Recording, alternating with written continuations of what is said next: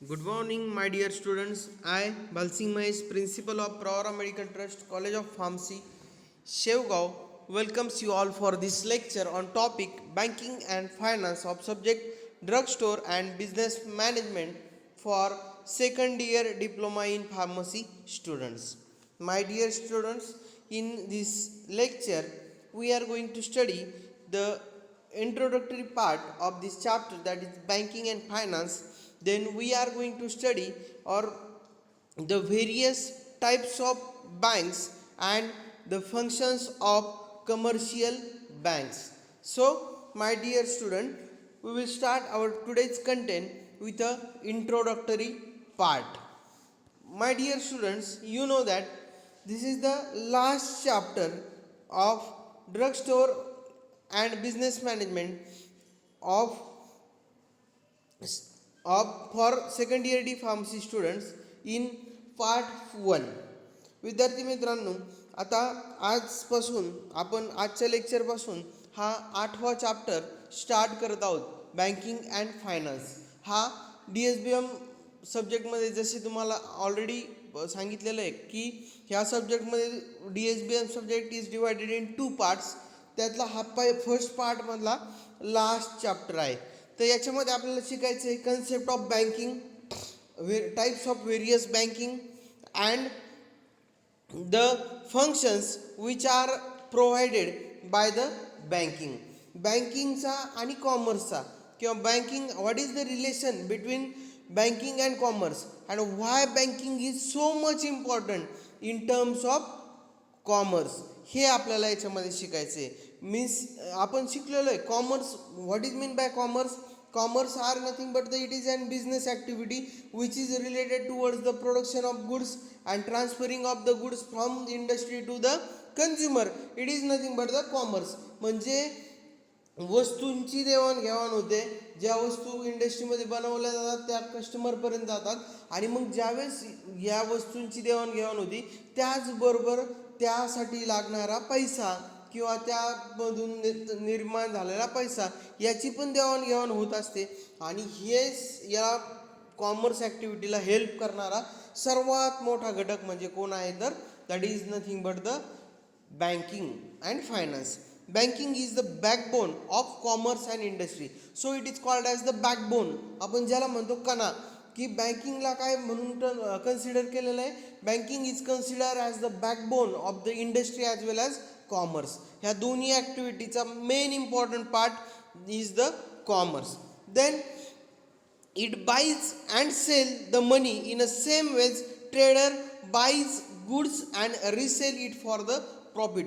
Suppose साध्या शब्दात, साध्या वाक्यात आपल्याला जर बँकिंगचं जर आपल्याला सांगायचं ठरलं की बँक नेमकं काय करते, बँक जसं इंडस्ट्रीमधून काय केलं जातं, वस्तूंची देवाणघेवाण केली जाते. किंवा जसं ट्रेडर्स असतो एखादा, की ट्रेडमध्ये काय होत असतं, ट्रेडची आपण डेफिनेशन पाहिलेली आहे, buying selling and exchange of good is nothing but the trade. म्हणजे वस्तूची विक्री देवाणघेवाण याला म्हणायचं ट्रेड. मग बँकेमध्ये काय होत असतं, बँक पण बाय करते आणि सेल करते.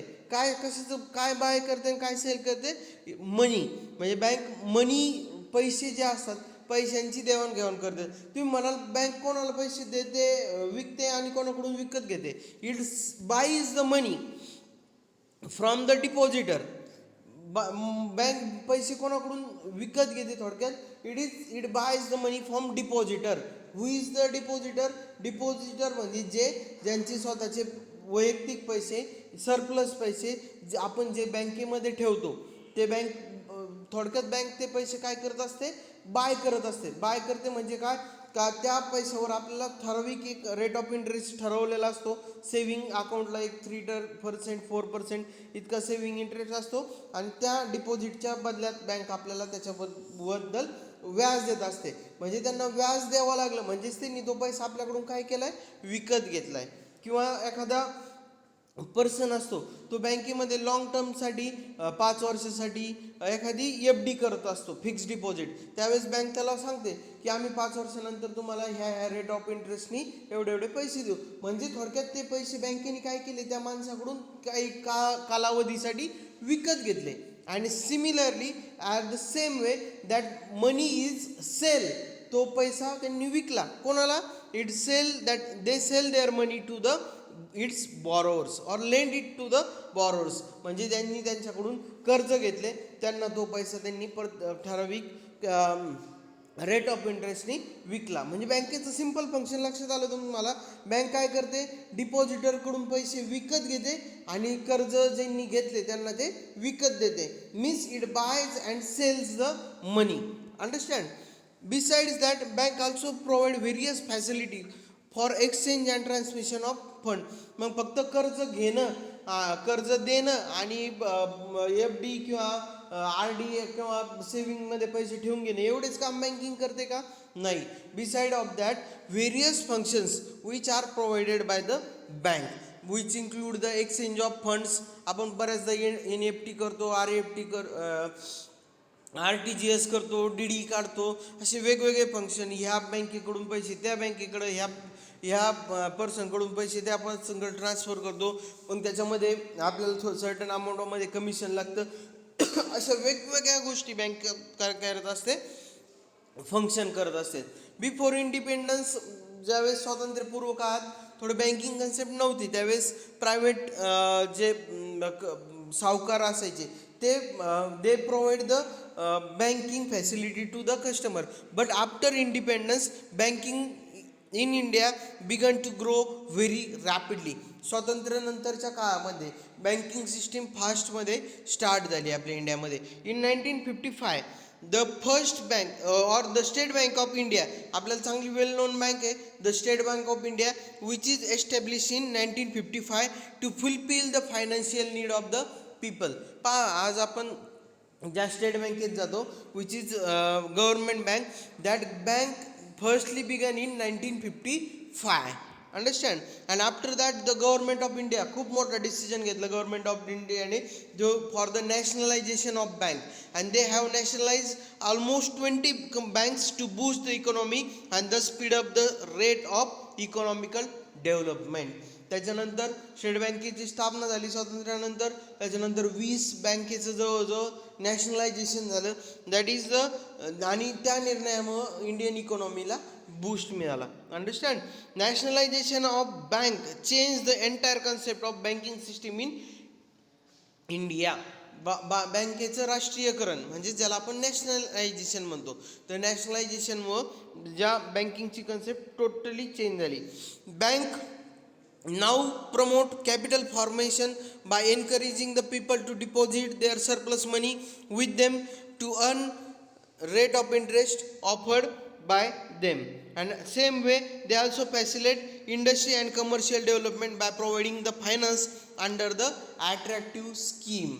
आता बँक मग काय करतं, बँक त्यांचा जो फंड आहे त्यांच्याकडे रेज कसं करतं, फंड रेज कसं करतात, they give the various attractive scheme, or they give the various attractive what we say offer to their customer regarding what, regarding the rate of interest. बँकेचं बऱ्याचदा आपण स्कीम पाहतो, ऑफर पाहतो बँकेमध्ये लिहिलेले असतात की दर महिन्याला इतके डिपॉझिट करा, 24 महिन्याने इतके पैसे मिळवा, किंवा 5 वर्षाच्या FD साठी इतका रेट ऑफ इंटरेस्ट आहे. म्हणजे बँक त्यांच्या कस्टमरला वेगवेगळं ऑफर देतं आणि त्यांना काय आपण त्यांना म्हणतो आव्हान करतं की आमच्या बँकेमध्ये तुम्ही पैसे ठेवा, आम्ही तुम्हाला त्याच्या बदल्यात व्याज देऊ. बरोबर. आणि सेम वे ते इंडस्ट्रीला, मोठ्या फर्मला ते काय करतात, सांगतात की आमच्याकडून कर्ज घ्या, तुम्हाला आम्ही स्वस्तामध्ये कर्ज देऊ. अशा प्रकारे बँकिंग हेल्प करतं both to the customer as well as their the industries. Understand. There are various types of bank which including the commercial bank, saving bank, land development bank, cooperative banks, industrial bank, exchange bank and mixed banks. These are the various types of banks. We will see one by one the bank of various bank. The first bank is the commercial bank. आता commercial bank कोणाला म्हणायचं, a bank which accept demand deposit and allow withdrawal of money by check or by other means is called as the commercial bank. Commercial bank म्हणजे कोणती bank? जी bank deposit accept करते, म्हणजे जे आपण पैसे भरतो ते ॲक्सेप्ट करते आणि तेच आपल्याला नंतर विड्रॉल करण्यासाठी परमिशन देते, बाय चेकनी किंवा बाय अदर मीन्सनी, ATMनी, कुठल्या अदर मीन्स असतील. That type of bank is called as the commercial bank. However, nowadays the commercial bank perform other functions such as providing the finance for trade, industry, commerce, transferring money from one place to another place. म्हणजे फक्त पैसे deposit करून तुम्हाला वापस काढण्याची facility देत नाही commercial bank, त्याच्याबरोबर लोन देतं, त्याच्याबरोबर ट्रान्सफर करतं पैसे एका ठिकाणावरून दुसऱ्या ठिकाणी. असे वेगवेगळे फंक्शन्स कमर्शियल बँक्स करत असतात. Generally the various functions which are provided by commercial banks include service to depositor, service to by the way of loan, and the various miscellaneous service. These are the various services provided by commercial bank. We will see one by one the various services provided by the commercial bank. The first service to the depositor. Bank provide means of saving of money by accepting the money on deposit or saving accounts with a reasonable interest is paid. Bank काय करते? Depositor म्हणजे कोण? जे पैसे जमा करतात त्यांना अशी सर्व्हिस देते की तुम्ही पैसे खात्यामध्ये, तुमच्या स्वतःच्या खात्यामध्ये भरा आणि जितके दिवस पैसे राहतील त्याला ठराविक काळासाठी आपल्याला व्याज भेटतं. म्हणून लोक बँकेमध्ये पैसे ठेवायला प्रेफर करतात. मीन्स, आणि it is also safer one. It is the service which is provided by the bank. Then service by the way of loan. Bank आणखीन सर्व्हिस कोणते प्रोव्हाइड करते? Way of loan means overdraft facility, cash credit facility, loans, discounting of bills. These are the another various services that are provided by the commercial bank. For example, overdraft facility. आता overdraft facility म्हणजे काय असते? Suppose एखादा account आहे आणि त्या अकाउंटच्या क्रेडिटवर एखाद्या कस्टमरला बँकेने ओव्हरड्राफ्ट फॅसिलिटी दिली, म्हणजे सपोज त्याची लिमिट असली 1 लाख रुपीज फॉर एक्झाम्पल. मग आता काय झालं, कस्टमर आहे आणि त्याचं खात्याची 1 लाख रुपीजपर्यंत लिमिट आहे, पण ॲक्च्युली त्याच्या खात्यामध्ये 40,000 रुपये आणि त्या कस्टमरला एखाद्या काहीतरी कारणासाठी 1 लाखाचा चेक समोरच्याला द्यावा लागतोय, तर तो बँक अलाउड करते आणि तो चेक त्यांचा पास पण करते. त्याच्या खात्यात 40,000 असताना, म्हणजे 60,000चं त्याला जवळजवळ ओव्हरड्राफ्ट दिलं आहे आणि they charge some nominal fees in for that transaction. It's called as the overdraft facility. The same way, cash credit facility, various types of loan, housing loan, finance loan, vehicle loan, these type of various loans are provided by the banks, and discounting of bills on the behalf of customer. Bank pay the premium, insurance. These are the discounting of bills. These are the two services which are provided by the banks. One is the service to depositor, second one is the service by the way of loans. Then what are the services? Miscellaneous services also there. The miscellaneous services include, it buys and sells the shares, bond, debentures on behalf of its customer. कस्टमरच्या वतीने shares असतील त्याची खरेदी विक्री करणे, हा एक काम बँकेचं काम आहे. Then second, it accept its customers valuable articles such as jewellery, securities, shares and other important documents for safe keeping in its strong room meant for this purpose.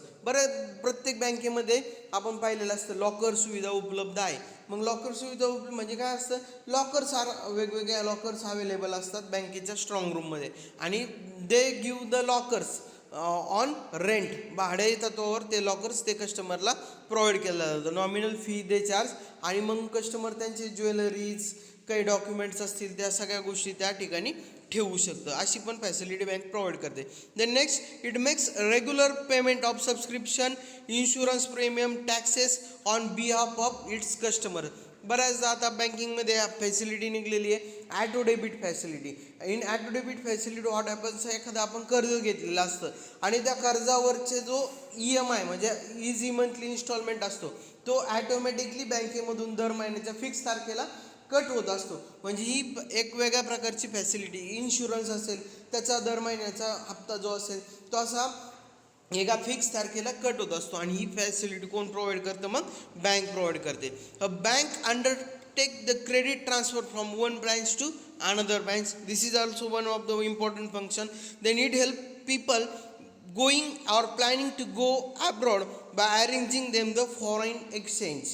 आता हा एक इम्पॉर्टंट पॉईंट आहे दॅट इज और important function आहे that is provided by the bank की provision of foreign exchange. एखाद्या कस्टमरला आपल्याला सपोज दुसऱ्या देशामध्ये जायचं आहे, मग दुसऱ्या देशामध्ये जायचं म्हणजे आपल्याला त्या देशाचं चलन लागेल. मग ते चलन आपल्याला कोण देईल की आपण आपल्या इंडियन रुपीजमध्ये पैसे टाकायचे, आपल्याला जर अमेरिकेत जायचं तर डॉलरमध्ये त्याचं कन्वर्जन करून घ्यायचं.